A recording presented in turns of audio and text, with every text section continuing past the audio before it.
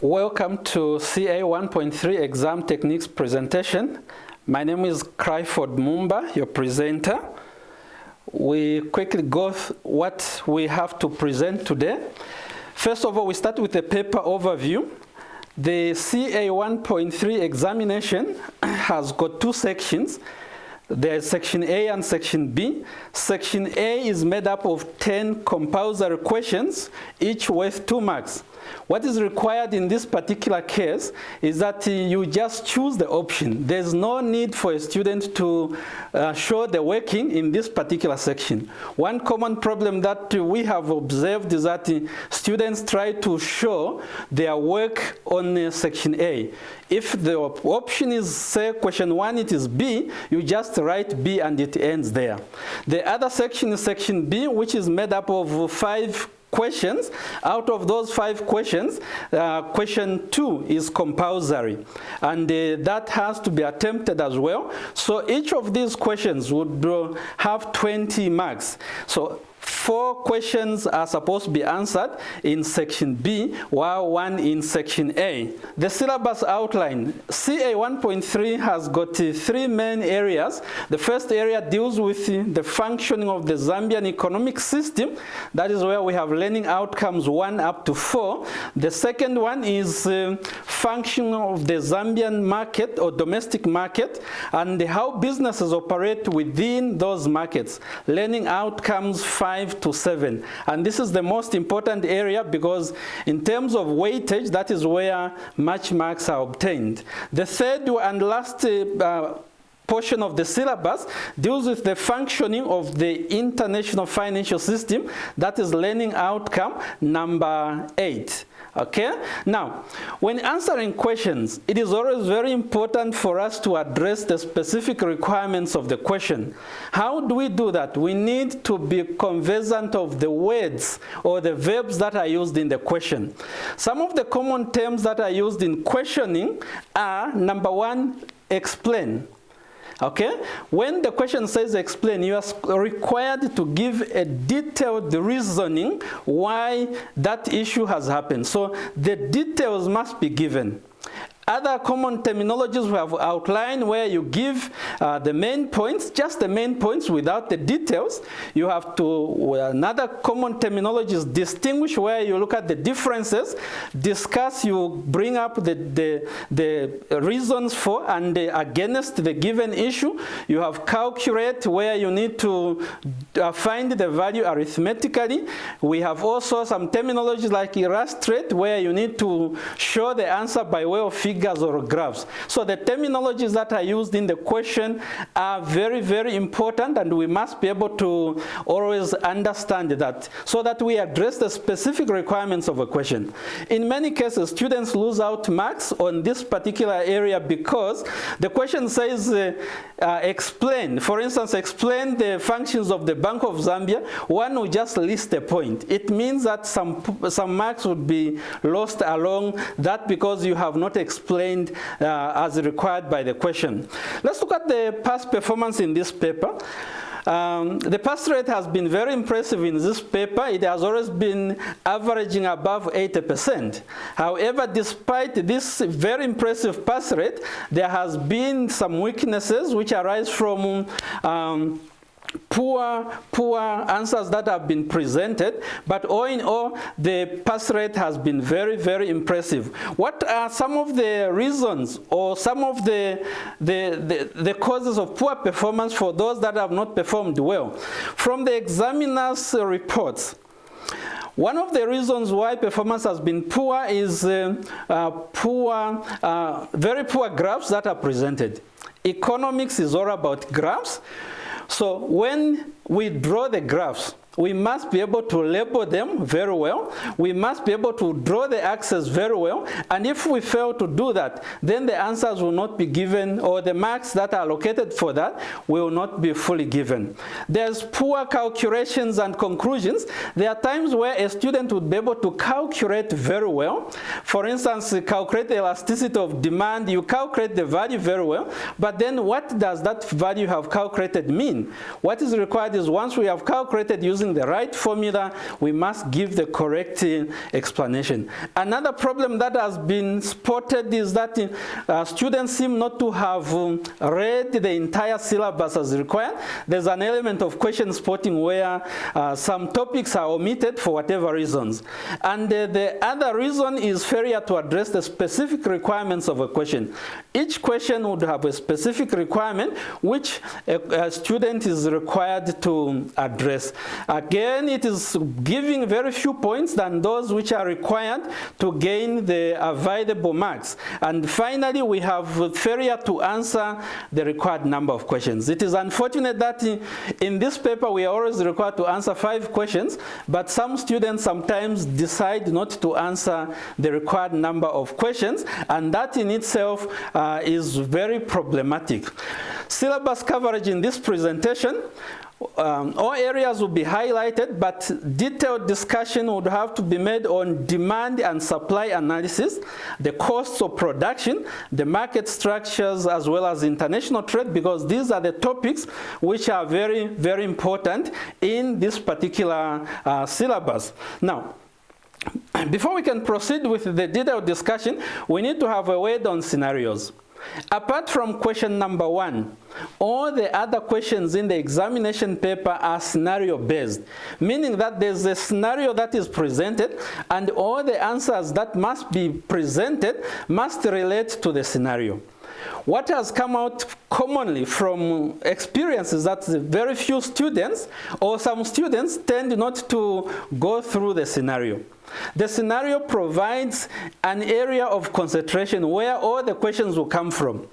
In other words, there will be no question that will come outside from the scenario that has been presented. So we need to read the scenario. We need to read the scenario and then address the specific requirements that arise from the scenario that has been given. Okay, now let's look at the detailed discussion or the detailed presentation on the learning outcomes. Learning outcomes number 1 to 4 deals with the Zambian economic system. In learning outcome number 1, we are simply required to have an understanding of the Zambian economic system. Here, we need to have a basic understanding of the basic concepts of economics, like production possibilities curve, the economic systems, and so on. Next one, learning outcome number 2, we are simply required to understand the Zambian business environment where companies operate in, and this is related to learning outcome number 3, which deals with the activities of commercial banks. It is very important that we understand what role do commercial banks play in the Zambian economy. One common issue is that we always have to understand what are the functions of commercial banks, and then in that line, what are the objectives of the commercial banks. It is always very common that students tend to interchange these, the functions of the commercial banks, as well as the objectives of the commercial banks. So we must be clear on this difference. Learning outcome number 4 deals with the role of the public sector bodies and or in the management of the Zambian economy and the markets. Okay, here we need to outline economic policies. This is the discussion, or this is the area where macroeconomics is discussed in this particular syllabus. What are we supposed to be looking at here? We need to understand what are the issues to do with the economic problem. We need to understand what is inflation. How is inflation measured? What are the causes of inflation? How can inflation be rectified, or how can it be corrected? We need to understand the issues of unemployment. What is unemployment? How is it measured? What are the causes of unemployment? What are the types of unemployment? And then how or what policies can the government put in place to reduce the negative effects of unemployment? It is also imperative that we understand the economic policies that the government can use to correct some of these economic problems that we have highlighted of inflation and unemployment. The economic policies that are used basically fall under fiscal policy and monetary policy. So we need to be very clear of what constitutes monetary policy. This is basically a policy dealing with control over interest rates, exchange rates, as well as money supply, while fiscal policy deals with government expenditure as well as taxation, to some extent government borrowing. It is very common that sometimes when students are dealing with the fiscal policy or monetary policy, they tend to bring out issues of taxes and so on, which are not part and parcel of monetary policy. So we need as students to be very clear as to what constitutes monetary policy, what constitutes fiscal policy as well. So that distinction is very important. In other words, when we are able to understand this, it is very easy to outline what should be done by the government to correct the economic problem that might be there. Okay? Now, to this fact, learning outcome number 1 to learning outcome number 4, there has been a number of questions that has been asked in the past. Okay? December 2018, 3A, question 3A asked candidates to explain any 3 features of market economy. Okay, the market economy, which sometimes we call it the capitalist economy, we are required to simply understand what that is all about. Common problem is that some people confused economic systems with the market structures. December 2017, question 3B asked candidates to explain any 2 objectives of commercial banks. Candidates confused, instead of writing the objectives, they presented the functions of commercial banks, which, as I said earlier on, must be taken care of. Okay, another question was December 2019, question 4A and up to C, which asked candidates on how the central bank can use monetary policy to influence interest rates and what effect that may have on business. I already said that the central bank is in charge of monetary policy, and monetary policy deals with interest rates, exchange rates, as well as money supply. So it is very important that when we are presenting, we present answers related to only monetary policy. Some weak candidates were presenting answers to deal with the tax rates and even government expenditure, which are not part and parcel of monetary policy. So we need to be very clear as to what constitutes monetary policy and how it can be used to address some of these challenges that are presented. Quickly, we'll move on to learning outcome number 5 to 7. Here we have learning outcome number 5 deals with the functioning of the market and the role of regulation of markets. Learning outcome number 6 deals with businesses that operate within different market structures. So we are looking at different market structures. And the learning outcome number 7 deals with the costs of production, cost behavior, and profit maximization. And so quickly, we move on to learning outcome number 5. And here I want us to look at demand and supply, because this is an area which normally presents a lot of problems for candidates.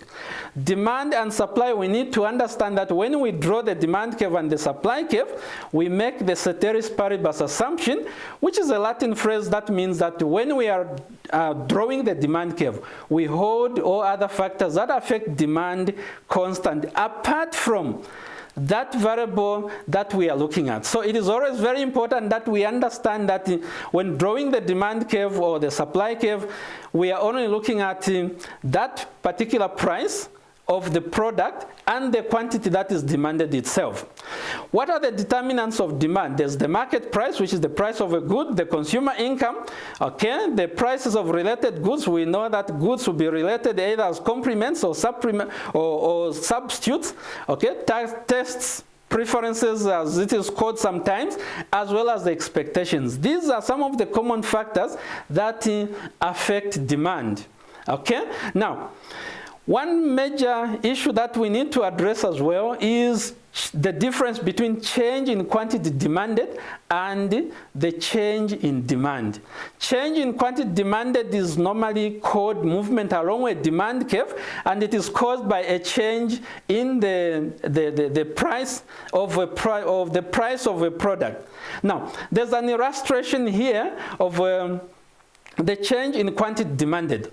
We can see here that there's movement from point A to point C, where at A we have the price, which is 2 kwacha. At C there's 4 kwacha. So the price has moved from 2 kwacha to 4 kwacha, and the quantity in the same manner has reduced from 20 to 12. In that particular case, there's only one demand curve, so we call that as movement along a demand curve. Change in demand is in itself a shift in a demand curve, and the shift may either be to the left or to the right, and sometimes we call that as an increase or a decrease in demand itself. It is caused by a change in any other factor apart from the price of a good. The change may either be on the right side or on the left side, and the change on the right side is called an increase, as on the left side is a decrease in demand. There's a summary table here which summarizes what we have discussed so far. The price will lead to movement along the demand curve. When any of these other factors affecting demand changes, they will lead to the demand curve shifting either to the left or to the right. Okay? Supply is another very important issue. We need to understand what are the factors that affect supply of a given product. We have the market price as well, the inputs prices, which are the cost of production, technology, expectations, as well as the number of producers. Okay? Distinction between quantity supplied and change in supply is another very important area. Like what we said on demand, the change in quantity demanded is a movement along a demand curve caused by a change in the price of a product, while as the graph is able to show us here, we have a movement from point A to point C, okay, where the price has changed from 1 kwacha to 3 kwacha. So this is caused by a change in the price. A change in supply itself is a shift in the supply curve caused by a change in any of those other factors that affect supply apart from the price of a product. The diagram illustrates that the supply curve can either shift to the left or to the right, as shown in the diagram here. Rightward shift is an increase, while leftward shift is a decrease. Okay, a summary of the table again is brought for supply, where we have the price changing leading to movement, and any changes in those other factors leading to a supply curve shifting, as the case might be. Now, why it was important to bring out those changes is because we need to establish the equilibrium, and to understand the equilibrium, we bring together demand and supply together. And so, to do that, we need to understand what factors affect supply, what factors affect the demand. Equilibrium price is the price where supply and demand are the same. Okay? If it is on a graph, this is where the supply curve and the demand curve will intersect. Okay? While the equilibrium quantity is the quantity where demand is supposed to be the same. An illustration is given there where the price at 2 kwacha, okay? The price at 2 kwacha, we have the quantity demanded 7 units, and quantity supplied the same 7 units. So equilibrium price in that particular case is 2 kwacha, and the equilibrium quantity is 7 kwacha. The diagram illustrates what constitutes the equilibrium point. We can see from the same table, we have the information summarized in terms of a graph there. Okay? Now, when the equilibrium, or when the price is set anywhere above the equilibrium price, we'll normally end up with a surplus. A surplus simply means that the supply is greater than demand, and there will be a downward pressure on the price until equilibrium is established. On the other hand, if the price of a product is set below the equilibrium, we end up with a shortage. Okay? In short, a shortage means that the demand is greater than supply, and there will be upward pressure on the price again until the equilibrium price is established. Okay? Now, when we want to do demand and supply analysis, it is very important that we follow these 4 steps. Why these 4 steps are important is that there are times where candidates are told to say, using demand and supply analysis, show the effect on equilibrium price and quantity on a change in such and such. What has happened is that people will only draw probably the demand curves or the supply curves. But what is required is that first thing is that you need to draw the initial equilibrium position, the initial demand and supply curve as they are, with the initial equilibrium price and quantity. Next thing is to decide which, or the event that is given, which curve does it affect? Is it affecting the demand curve or the supply curve? Afterwards, you need to understand what direction of the shift that curve will have. Is it on the left one or on the right side of the shift? Okay, I have an example here of an increase in demand. How does it affect demand? Remember, equilibrium. When the demand curve has shifted to the right, we see that the price would have gone up as well as the quantity would have increased. Okay? Similarly, when there's a decrease in supply, what would happen is that the price would have gone up, but the quantity would have gone down. And that is automatic. What happens when there's a reduction in the quantity supply, the price will normally go up while the quantity would have gone down. So these 2 illustrations, they simply show us what we are supposed to do when we are asked a question on demand and supply analysis. There were some questions that have been asked in the past, from past papers. December 2017, question number 2B asked candidates to find the equilibrium quantity and price from the given data. Okay? The weakness that was observed from this particular paper was that some candidates could not equate demand and supply as it was required. Again, question number 5, December 2017, asked candidates to find the new equilibrium price and quantity on bottled water following a fall in the price of bottled water. That generally would lead to movement along the demand curve. Okay, reduction in groundwater, or sorry, the reversion of groundwater contamination. What we are supposed to understand here is that there will be a shift in the demand curve. Then the reduction in per unit tax paid by producers. This will normally affect the supply curve, which normally will shift to the right. So in all these cases, the basic difference that was supposed to be brought out was a change in quantity demanded and change in demand, change in quantity supplied and change in supply, which are basically the movements along and the shift in a demand curve. This is a very important area where many candidates have not performed very well, owing to not following the 4 steps that we have highlighted when doing the demand and supply analysis. Learning outcome number 7, we are looking at the cost of production or cost behavior. The aim of a company is generally to maximize profits. As a result, we need to understand how the costs are rising. Remember, profit is simply total revenue minus the total costs. And when calculating the total profit that a company can make, it is always imperative that candidates know the distinction between explicit costs, which are out-of-pocket costs, and the implicit costs, which do not involve actual or direct money outlay. And that brings us to the difference between the economic profit and accounting profit. Economists measure the firm's economic profit as total revenue minus all the opportunity cost. And that opportunity cost is made up of explicit and implicit costs. On the other hand, for the accountants, they measure total profit as simply total revenue minus explicit costs. From that particular point, we can see the diagrammatic illustration there of what constitutes an accounting profit as well as the economic profit that a firm can make.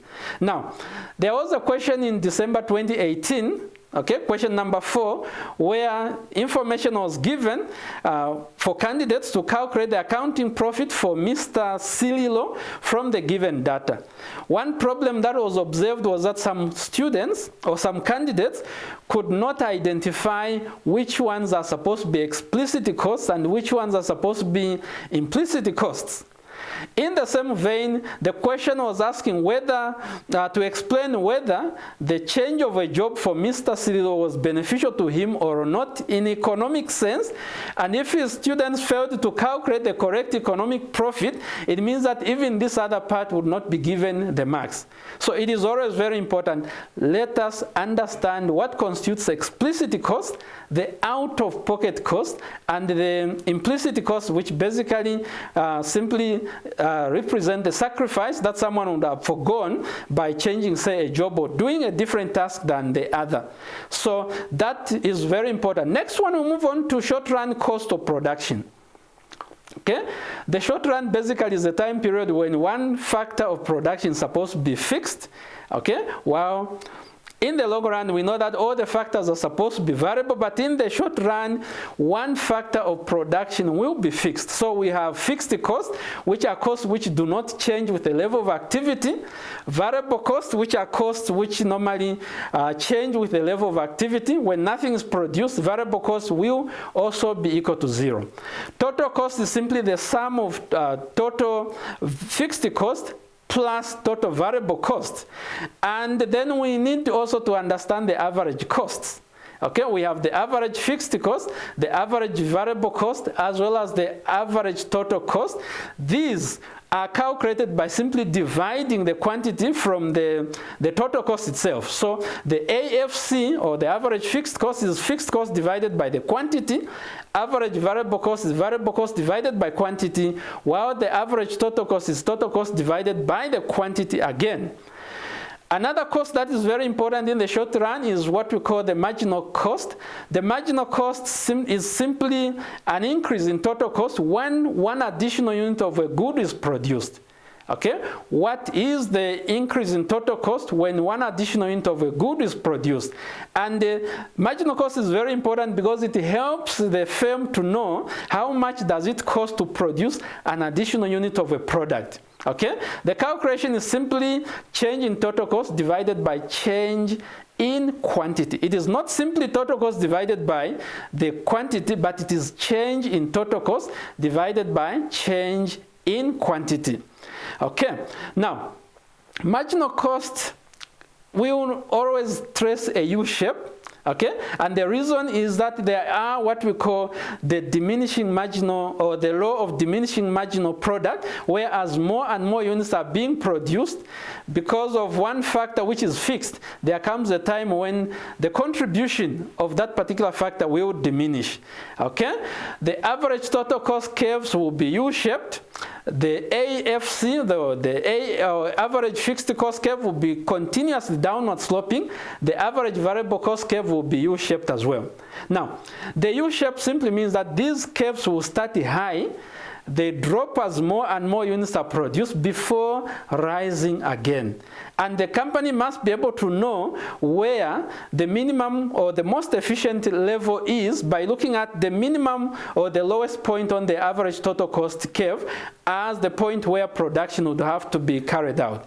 It is also important to understand the relationship between the marginal cost and the average total cost.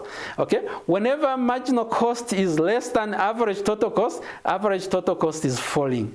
Whenever marginal cost is greater than average total cost is rising. So it is very important to appreciate the relationship between these various types of cost. Now, let's look at the simple table work. Any question that we are presented with in terms of these costs of production, the answer is usually required in the form of a table. Basically, once we are given the quantity, once we are given the fixed cost and we are given the variable cost, we can fill up the columns or the other columns for total cost, average variable cost, average fixed cost, average total cost, as well as the marginal cost. All that we are required to do is to understand those formulas that we have just presented on this. Okay, so the table work can be filled in by simply looking at the formulas that we have highlighted. It is always very important to note, and that is one common mistake that candidates make. The average costs, when nothing is produced, there would be no entry. Once you start making an entry on 0 unit for average variable cost, average fixed cost, or average total cost, and indeed the marginal cost, it will affect normally the other values that follow. So there should be no entry for average on or when nothing is being produced. Okay, we must always take care of that. From the information that is presented on the table, we can plot it to produce a total cost curve, which is upward projected, as we can see there. The average costs can be presented as well in that particular fashion. We can see the shape as we have highlighted, the MC, the ATC, the the AVC, they are all U-shaped. They trace out a U-shape, while the AFC falls continuously as more and more units are produced. Okay, now why are these cost curves important? It is because marginal cost eventually rises with the quantity of output, while the average total cost curve is U-shaped. The marginal cost curve crosses the average total cost curve at the minimum point. Questions have always been asked in this particular topic, and it is always very important that candidates practice so that they can learn how to answer questions in this particular topic. It is a very prominent topic that we need to address. June 2018, question 2B, part 1, asked candidates to compute values for total variable cost, average total cost, average fixed cost, and average variable cost, including the marginal cost. What, in simple terms, was required there was simply to fill in the table, the missing values in the table. Okay, the computations were confusing from many candidates who did not use the right formula. So we need to practice to use the formula so that we can easily fill in the information that is required. Question 2, the same paper, that is June 2018, question 2, part 2, it required candidates to state the lowest value for marginal cost. From the values that have been calculated, one would be in a position to tell which one is supposed to be the lowest. But if you fail to calculate the correct value for marginal cost, then you can't tell which one is the lowest. Okay? Part 2B, or question 2B, part 3 and 4, ask candidates to explain the behavior of marginal cost and average fixed cost. We have already highlighted that the marginal cost is normally U-shaped, while the AFC falls continuously, as can be seen even from the values that would have been calculated. So cost of production is very important. Let's quickly move on to learning outcome number 6, which is about different market structures. Okay? For different market structures, what we need to know is that there are 4 main types of market structures. We have monopoly, where there's a single firm that is selling a product. Oligopoly, where there are a few number of firms that are selling the product.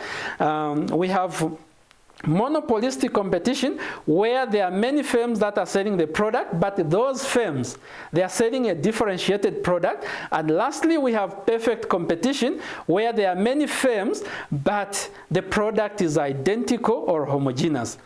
And we need to be able to give real-life examples of what constitutes these market structures. It becomes very easy for us to remember once we can relate to that. For instance, for monopoly, we have a company like Zesco in the distribution and generation of power in Zambia. That is a monopoly. Oligopoly, you can relate to the mobile phone industry, where we have 3 players so far. Monopolistic competition, the service stations. While perfect competition, we can give an example of agricultural products. They display all the characteristics that we can identify there. Now, quickly we move on to discussing what are the characteristics, what distinguishes one market structure from the other. For perfect competition, one reason is that there are many buyers and sellers of a product. So there are as many buyers and sellers of a product. The goods that are offered on the market is normally homogeneous or standardized. And there's freedom of entry and exit, meaning that there are no barriers to entry. Companies can enter the industry and leave the industry as well. Total revenue for a firm is normally a product of the price times quantity, so we just multiply the price times the quantity to give us the total revenue. And from the total revenue, we need to calculate the average revenue, which is simply total revenue divided by the quantity. Apparently, for all market structures, average revenue is equal to the selling price for that particular product. Marginal revenue is also another important concept here, which is simply an increase in total cost or total revenue when one additional unit of a good is sold. So it is change in total revenue divided by change in quantity. And for perfect competition, marginal revenue is always equal to average revenue. It is equal to the price, and it is equal to the demand curve, so it will be a horizontal demand curve. The table that follows there shows the fact that the price for this particular product is 6 kwacha, and by multiplying the price and the quantity, we're able to get total revenue. Dividing total revenue by the quantity, we can find average revenue, which of course is 6 kwacha throughout. And for marginal revenue, we just divide, or we look at the change in total revenue, divided by change in quantity. We find it is also 6. This reinforces the fact that under perfect competition, marginal revenue is equal to the price, is equal to average revenue. Profit maximization, this will occur where marginal revenue is equal to marginal cost. So the condition for profit maximization is that marginal revenue must be equal to marginal cost. It is always very important that candidates should identify where these two are supposed to be equal, because that is the point where the profits will be maximized. Any other point will not lead to profit maximization, which is the goal of a firm. Okay? Candidates normally have troubles in drawing these profit maximization curves. It is very important that we learn how to draw the total profit that a company can make, which is operating under perfect competition. There's a presentation here of the firm which is trying to maximize profits. We can see that the marginal revenue curve is a horizontal straight line, which we call it is perfectly elastic. Then the marginal cost, it is upward sloped. Where they intersect, that is the point where the profits will be maximized. So the company would produce Q max units, and that at that particular point, the profits will be the highest. Okay, the profits will be the highest. And we have illustrated there that any point above where the marginal cost is above the average total cost, that represents the supply curve. Because below that point, then the company would normally have to shut down. So shut down refers to a short-run decision not to produce anything during a specific period of time because the current market condition, or because of current market conditions. So when the market conditions are such that the company cannot cover the fixed cost, the company will normally stop producing at all. In other words, it will shut down. And exit is where the company will now move out of the market in the long run because the conditions again are not favorable for continued operations. Here is an illustration of graphical illustration of how a firm under perfect competition maximizes profits. All that is there is that we need to pick up the condition where marginal revenue is equal to marginal cost, okay, which occurs at a certain point, and then we need to drop the line from that point until we touch the ATC. From there we take the ATC or the line to the y-axis. The total shaded area for the profit can easily be seen there. Okay? If a firm is making the losses, it simply means that the average or the average total cost curve is above the marginal revenue curve. In that particular case, the company will be minimizing losses, and just like we have shown for profit maximization, the place where the company will make losses can easily be shown. Okay? Now, quickly we move on to the next market structure, a monopoly. This is where there's only one seller of a product, and the product that is being sold is totally unique. It has no close substitutes. Okay, so why or how does monopolies arise? Monopolies will arise because of barriers to entry.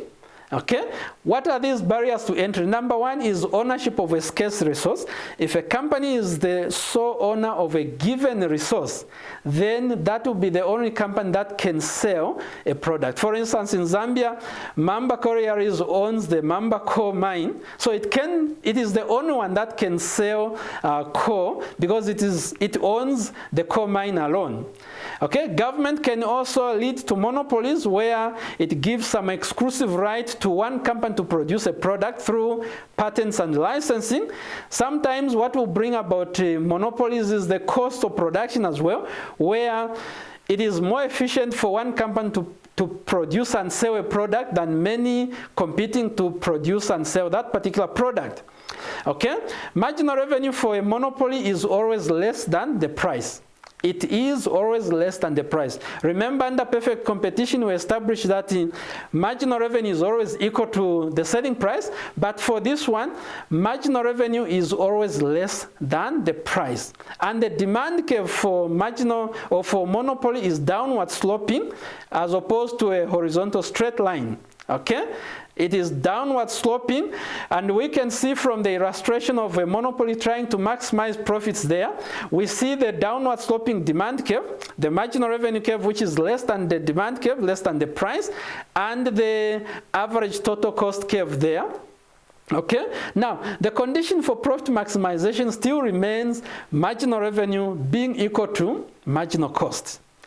And that occurs at point Q max, okay, where the company would have to maximize profits. But for the monopolist, instead of charging a price where marginal revenue is equal to marginal cost, the monopolist will move up until the demand curve is reached, and then that is when the curve will be taken to the right.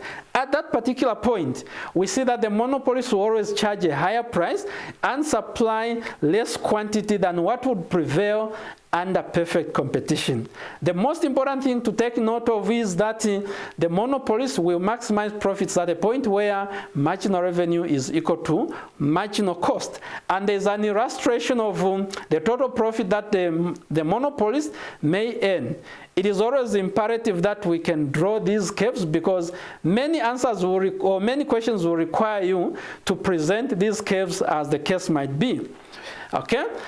We have already said that the monopolist is usually inefficient because it produces less than what is deemed efficient from the society point of view.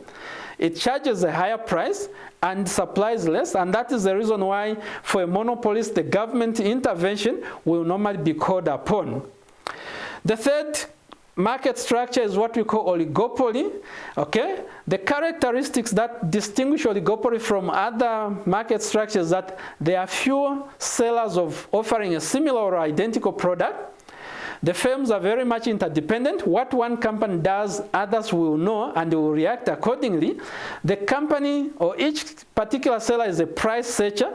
Before determining what price to charge, the firm would want to know what other competitors are charging for the same product. In some instances, companies will try to cooperate through the establishment of cartels here and there to try to operate as if they were a monopoly to take advantage of monopolistic profits. Okay? Lastly, the market structure that we have is monopolistic competition. Apparently, many candidates tend to confuse monopolistic competition with perfect competition or monopolistic competition with monopoly itself. We need to know that this is a market structure which has the elements of both perfect competition and monopoly. So there are many sellers. The characteristic coming from perfect competition, the product is differentiated, which means that we no longer have a straight line demand curve, but it is a downward sloping demand curve. Again, this one coming from monopoly. Lastly, we have there's freedom of entry and exit. Companies can enter the market or leave the market as conditions may dictate. Okay. profit maximization is the same. We need to establish the point where marginal revenue is equal to marginal revenue is equal to marginal cost. At that particular point, we can see where profit will be maximized, and the illustration for total profit is given in our presentation there. Okay? When a firm is making losses as well, the issue can easily be shown, just like what we did on perfect competition. Okay? Monopolistic competition is very important, and we need to understand that economic profits will encourage new entrants into the market. The reason is that there are no barriers to entry. Okay? And when this number of companies increase, it means that the demand will have to reduce. And when demand is reduced, some of the companies will normally leave the industry, and that will ultimately allow the price to start going up again until the conditions dictate that the change must happen again, where prices would have to increase. Okay?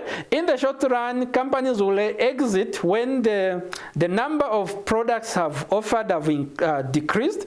Okay? When there's an increase in the increases demand that is faced by remaining firms, then this will shift the remaining firms' demand curves to the right. Many firms may start again coming into the market. So in short, the changes in the price of a product leads to companies either leaving the industry or entering the industry, as the case might be. But in the long run, a company will only make economic or zero economic profits. In other words, it will simply break even because of this same freedom of entry and exit. There was question 3A and 5B in October 20, that's December 2017, on the same learning outcome number 6. Okay. One of the issues that were asked here was particularly for candidates to explain the characteristics of these various market structures. Okay, the question was, what are the characteristics of monopoly, monopolistic competition? What is the difference there? Okay, meaning that candidates were required to bring out what are the characteristics of monopoly as well as monopolistic competition. Okay, and another point that was required was that candidates should have shown graphically where a firm operating under each of these would have maximized profits. Okay, so the graphs were of poor quality, and it is imperative that we learn how to present those graphs as the case might be.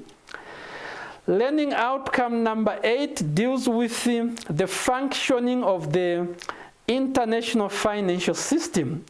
Basically here we need to understand what is international trade, what are the theories of international trade, and issues to do with the balance of payments, exchange rates. Those are the issues that are covered in this particular area. Okay? So we need to identify the impact on Zambia of the international sector and of major national and international economic institutions. Particularly here we need to appreciate what are the benefits that a country like Zambia can gain by engaging in international trade. There will be basically increased variety of goods that will be available. There will be lower cost through economies of scale. There will be increased competition. There will be an enhanced flow of ideas and greater specialization. Okay, so these are ideally some of the common benefits that explain why countries would engage in trade. Two theories are very important for us to understand and calculate. One is absolute advantage that was given by Adam Smith. Okay, comparative advantage, for us to explain which country has a comparative advantage in which good, all that we are supposed to understand is which country can use fewer resources to produce the same quantity of goods. During the time that Adam Smith brought about this, the only resource that was used was the people. So which country can use fewer labor to produce the goods? And that country will have an absolute advantage in that good. Okay, so when a country has a absolute advantage in good A, say, then it must specialize in producing good A and export the excess, so that it can import the other good where it does not have absolute advantage. Comparative advantage, on the other hand, the key issue is to understand and calculate the opportunity cost for each particular good in each of the two countries. Okay? So, opportunity cost of good A, for instance, is calculated as good A divided by good B divided by good A. Similarly, the opportunity cost of good B is good A divided by good A. So a country has a comparative advantage in the good it can produce at a lower opportunity cost than its trading partner. So the key issue here is simply calculate the four ratios. After you have calculated the four ratios, then you identify which one is lower in each country compared to the other. In many cases, candidates have failed to calculate comparative advantage, where candidates would possibly calculate only two ratios or three ratios. I must emphasize here that to determine comparative advantage, you need to calculate four of the ratios. And once you have calculated those four of the ratios, then you can identify easily where a country or which country has a comparative advantage in what good. And that country, of course, would have to specialize in that good so that it can produce more than what the local residents want and export the difference to another country which has a comparative disadvantage in another good. And I must emphasize here, when we are looking at the theories of international trade, we only have two goods, okay? We are only looking at two goods, either good A and good B, and there are only two countries, countries say A and country B, and it is these that we always analyze. If one country has a comparative advantage in A, automatically the other country would have a comparative advantage in another product, which is the product of good B. So it is always imperative that we calculate these ratios to determine that. Even though in some cases, some candidates have calculated correctly the comparative advantage, but then have failed to identify which country has a comparative advantage in which good. Now, ideally, free trade is the norm. Governments all over will always encourage countries to engage in free trade, but we know that the reality on the ground is that countries erect barriers to trade. Okay? Now, what are these barriers to trade? We have tariffs, okay, which is basically a tax on goods as they cross national boundaries. Since countries are no longer imposing an export tariff, so a tariff that we have commonly used is the import tariff, where as goods are entering the country, CZRA would have to tax them. We have also what we call quotas. Okay, this is a quantitative restriction on how much of the given good can enter the country. Voluntary export restraints, where one country will negotiate with a neighboring or trading country to reduce what it is exporting because those goods are damaging the local producers in the industry. Dumping is where the country will sell the product at a higher price in a foreign country than in the local market. The whole idea is that the company or the country wants to take advantage of the other market, where after driving out all the producers in that country, then the price can start going up. Exchange controls, this is where the government can also restrict who can obtain the foreign currencies to import the goods as a way of restricting the quantity that would have to be imported into the country. We need also to understand what are the arguments that are in support of the use of these barriers. Number one is that when you restrict trade, the understanding is that you'll be able to protect local jobs. You preserve the local jobs when you don't allow goods coming from foreign countries. I'm sure we have heard stories where, for instance, they say, if Hungry Lion and all these other companies are not using potatoes from South Africa, then we'll be creating jobs in Zambia as opposed to what is happening, okay? For national security reasons, a company would normally restrict imports.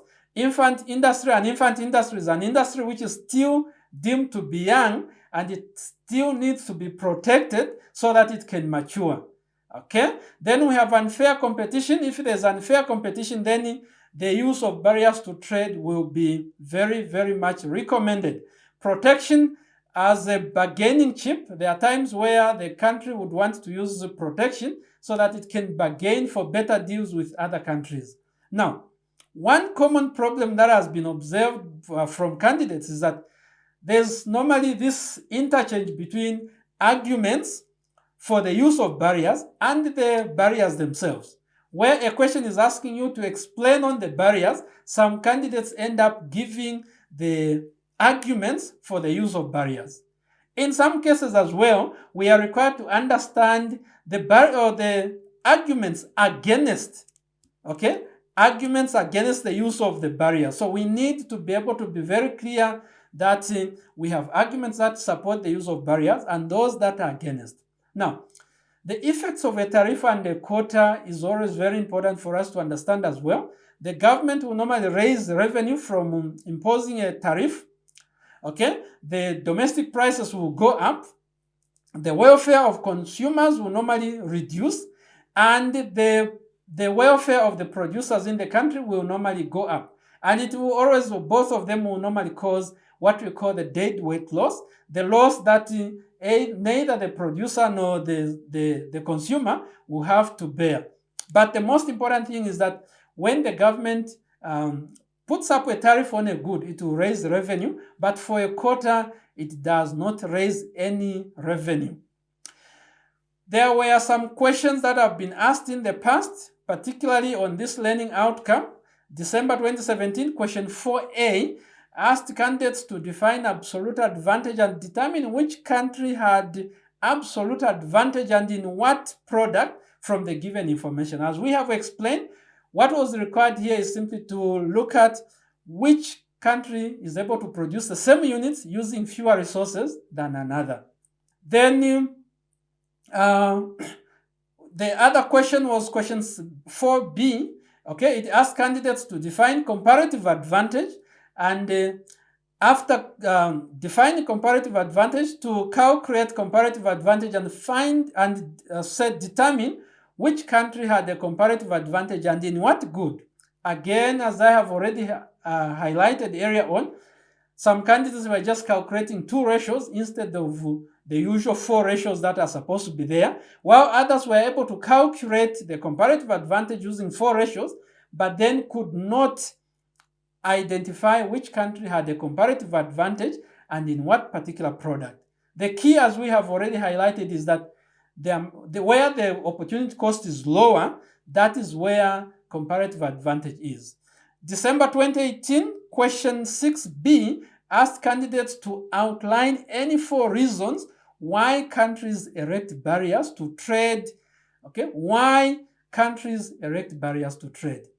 What some students provided were barriers to trade themselves. The question is why countries erect barriers, not necessarily the barriers to trade. So it is always very important that we understand the arguments and the barriers themselves. That is always very, very important. Otherwise, for international trade, balance of payments is also one particular area that we need to understand, so that we know which country, or when a country has a balance of payments deficit and when it has a balance of payments surplus, and what is it that it can do to correct that particular deficit. In conclusion, for this particular presentation, we need a few points to take note of. Number 1, economics has its own language and we need to appreciate it. Many are the answers that we find given from our everyday use of words. We need to know that economics has got its own language, where the same words that we use in our day-to-day language, they mean different things in economics. The second thing is that economics questions cannot be fully answered without using graphs. I'm sure in the presentation we have seen many graphs being presented. We need to learn them so that we can present the full answers that are required using those particular graphs. Otherwise, when we omit graphs, when they are required in the question, it means that we are getting fewer and fewer marks than the available marks that are allocated.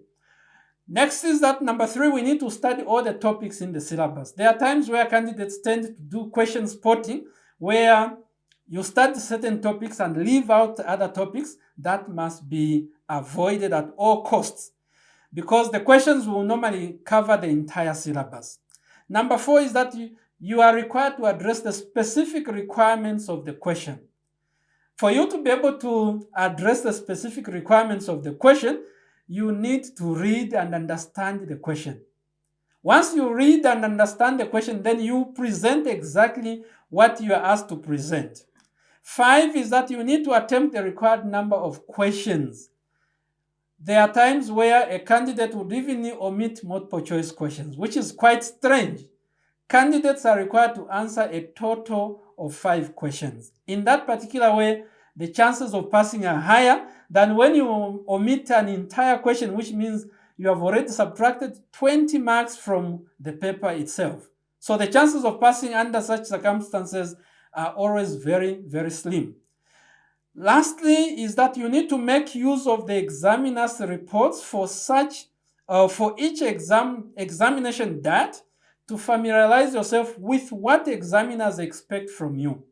ZICA produces these examiner's reports after each particular examination data, and you are required to familiarize yourself with these. Read them, understand them, so that when you attempt the questions in your exam data, it will be very, very easy for you. This is where we come to the end of the presentation. I wish you the best in your future examinations. All that you are supposed to do is make sure that you read the entire syllabus and look at the past papers, which are always available. For further information, you can contact ZICA and you'll get all the information that you require on CA1.3 and any other subject. Thank you so much.